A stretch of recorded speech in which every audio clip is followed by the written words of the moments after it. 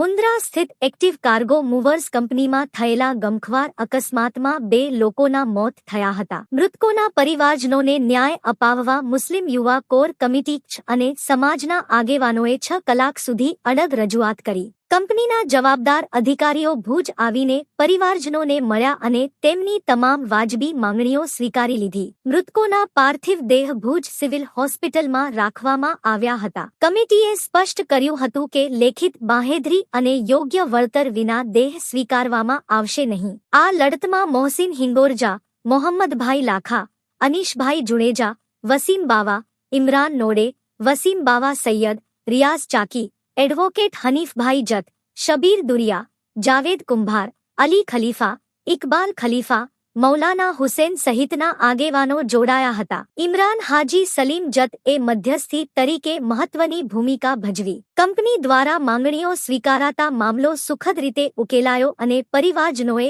પાર્થિવ દેહ સ્વીકાર્યા.